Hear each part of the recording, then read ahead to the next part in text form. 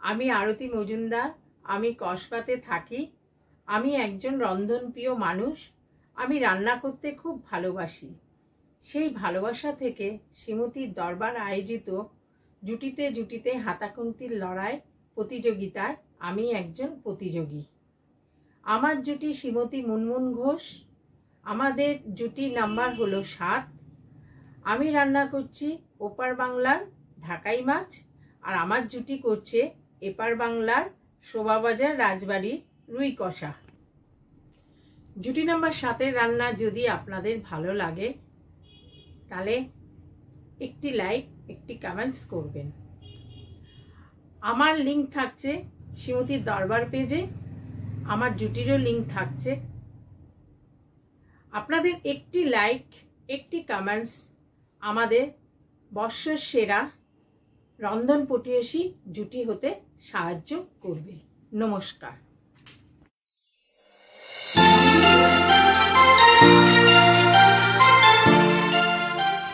এই রেসিপিটি করতে লাগছে রুই মাছ, পেঁয়াজ বাটা, আদা বাটা, টমেটো কুচো, ধনেপাতা কুচি, সর্ষের তেল, হলুদ গুঁড়ো, লঙ্কার গুঁড়ো, কাশ্মীরি লঙ্কা, নুন, কাঁচা লঙ্কা।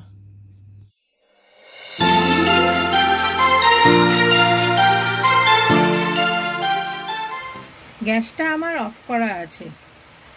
আমি এবার কাতলা মাছটা রান্না করব।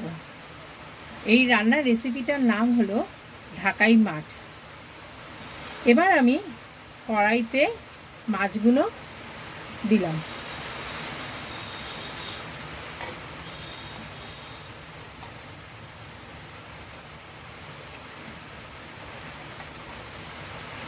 এই রান্নায় কিন্তু তেলের কৃপণতা করলে চলবে না।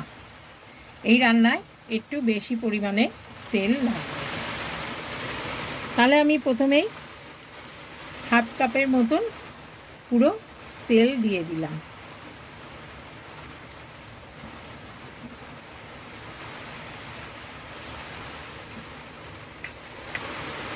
তারপর দিলাম 2 পেঁয়াজ বাটা।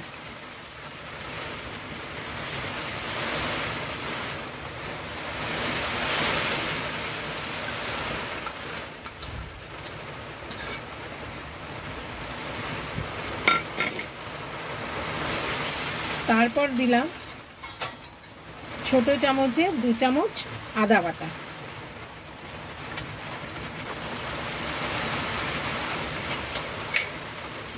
এরপর দিলাম হলুদ গুঁড়ো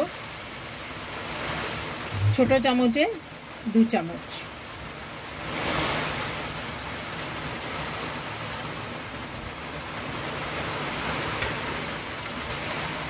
এরপর দিলাম শুকনো লঙ্কা 2 চামচ।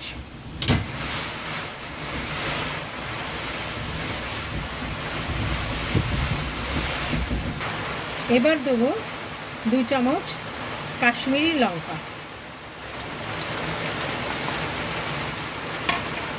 এরপর দেবো টমেটো কুচি, 2খানা টমেটো কুচি।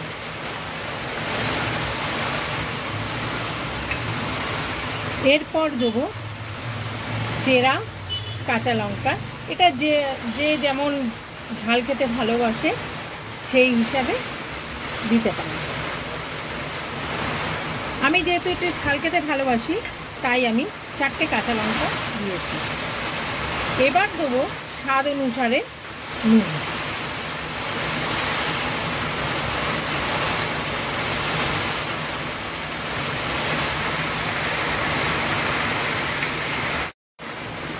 এবার মাছটাকে ভালো করে এই সব উপকরণ দিয়ে মাখিয়ে নিতে হবে।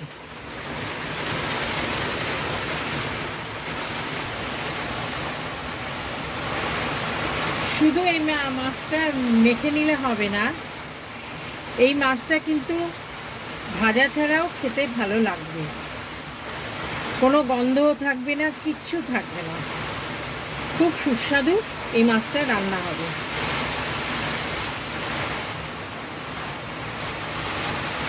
মাছটা আমার মাখানো হয়ে গেছে। এইবার আমি গ্যাসটা ফুল ফ্লেমে ধরাবো, ধরিয়ে মাছটাকে বসাবো।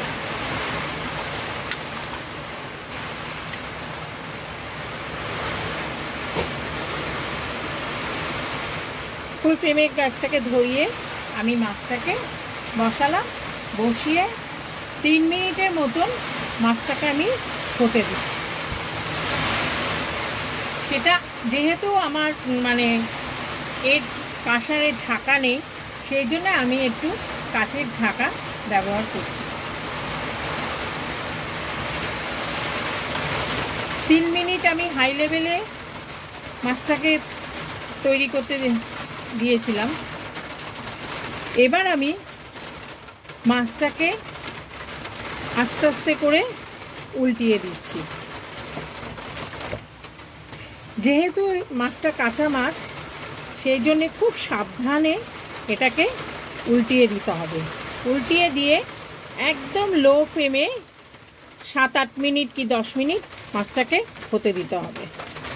আমি মাছটাকে এবার আস্তে আস্তে করে উল্টিয়ে দিচ্ছি। আমার এখানে প্রচণ্ড পরিমাণে বৃষ্টি হচ্ছে, জানি না ভিডিওতে কি অসুবিধা হচ্ছে না হচ্ছে, কিন্তু আমি এবার মাছটাকে একদম লো ফ্লেম করে 10 মিনিটের মতন মাছটা হতে দেব। ঢাকা দিয়ে 10 মিনিট আমি মাছটাকে হতে দেব।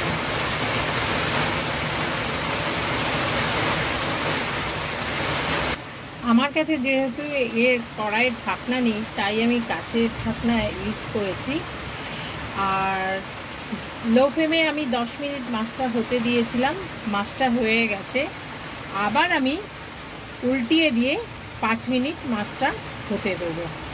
তো আমি ঢাকনাটা খুলে দেখি মাছটার কি অবস্থা হয়েছে।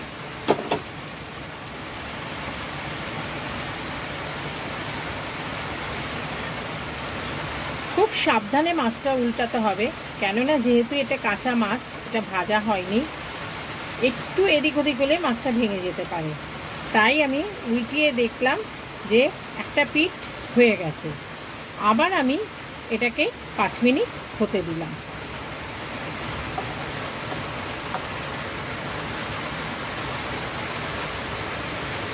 ঢাকনা দিয়ে আবার 5 মিনিট হতে দিলাম।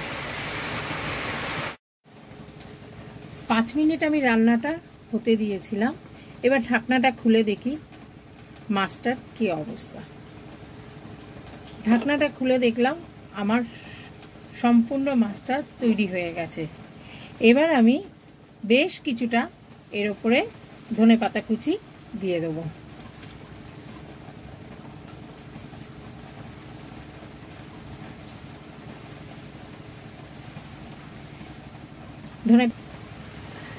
ধনেপাতা বেশ কিছুটা ধনেপাতা কুচি আমি দিয়ে দিলাম। তৈরি হয়ে গেল আমার ঢাকাই মাছ। এবার আমি গ্যাসটা অফ করে দিলাম। অফ করে এবার আমি পরিবেশন করব। তৈরি হয়ে গেল ঢাকাই মাছ। এই মাছটা খেতে খুবই সুস্বাদু।